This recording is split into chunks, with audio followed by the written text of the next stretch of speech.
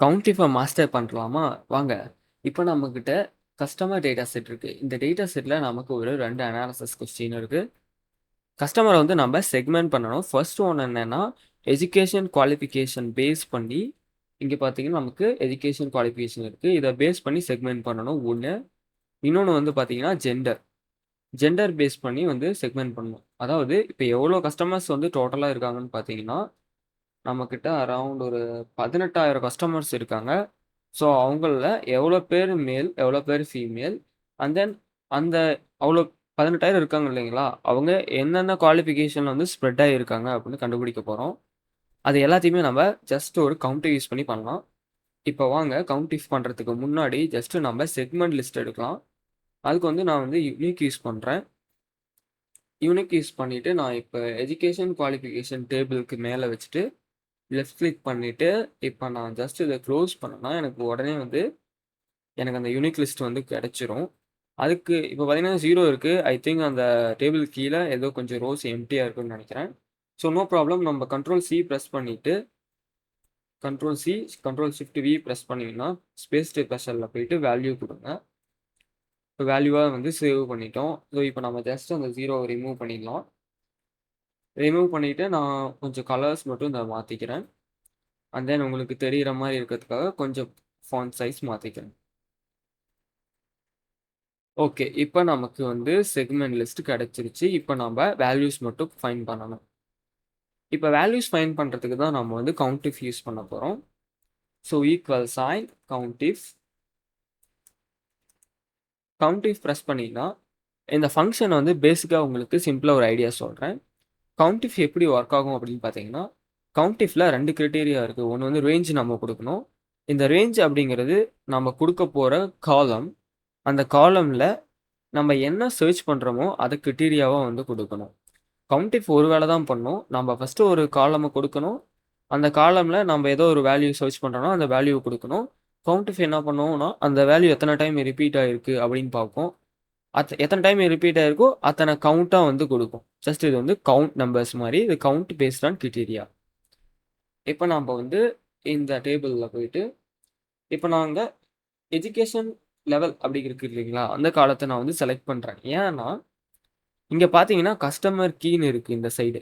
இந்த customer key வந்து each row கன்டெய்ன்ஸ் unique information அப்டின்னா, எவ்ரி ரோ இந்த இடத்துல ஒவ்வொரு ரோஸா பார்த்தீங்கன்னா, எல்லா ரோவும் பார்த்தீங்கன்னா, தனித்தனியான இன்ஃபர்மேஷன். எதுவுமே வந்து டூப்ளிகேட் கிடையாது. ரிப்பீட் ஆனது கிடையாது.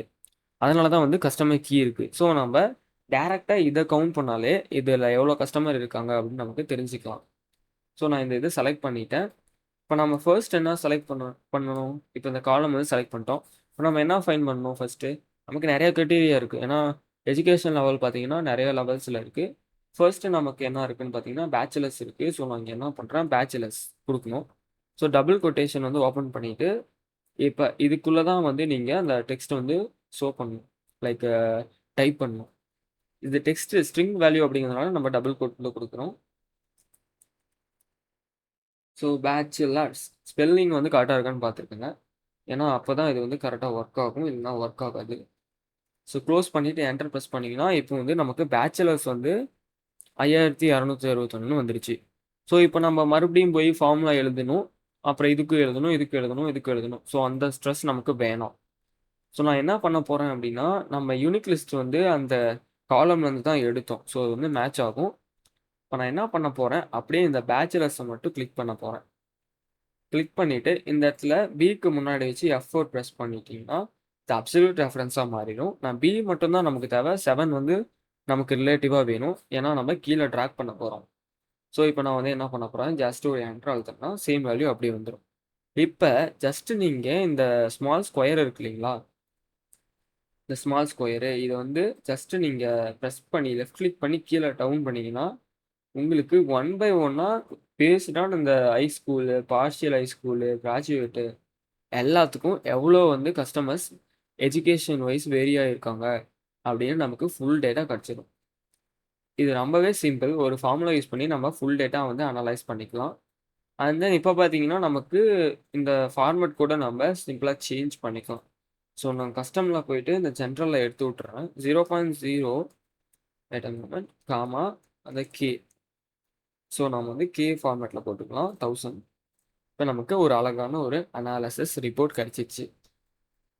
ஸோ நெக்ஸ்ட் பார்த்தீங்கன்னா வந்து பேஸ்ட் ஆன் ஜெண்டர். இப்போ நான் ஜெண்டர் வந்து என்னன்னு கண்டுபிடிக்கணும். இப்போ அந்த 18,000த்தில் என்ன ஜெண்டர் இருக்காங்க அப்படின்னு ஃபர்ஸ்ட் நான் வந்து மேல், ரெண்டாவது வந்து ஃபீமேல், தென் சம் என்ஏ. ஏன்னா சில ஜெண்டர்ஸ் வந்து ஸ்பெசிஃபை பண்ணல. இந்த ஜெண்டர் லிஸ்ட்டில் பார்த்தீங்கன்னா சில இது வந்து என்ஏன்னு இருக்குது, சில இது பிளாங்க்ஸ்ன்னு கூட இருக்குது. ஸோ நமக்கு வந்து மேல் ஃபீமேல் மட்டும் தெரிஞ்சால் போதும். அப்புறம் என்ஏ வந்து கவுண்ட் வேணும். ஸோ நான் இந்த இதை அப்படியே காப்பி பண்ணி டபுள் கிளிக் பண்ணி இந்த இடத்துல பேஸ்ட் பண்ணிக்கிறேன். எனக்கு வந்து ஃபார்மேட் வேணும். சேம் as இது இருக்கு இல்லைங்களா, இந்த ஃபார்மேட்டையும் அப்படியே நான் இங்கே பேஸ்ட் பண்ணிக்கிறேன்.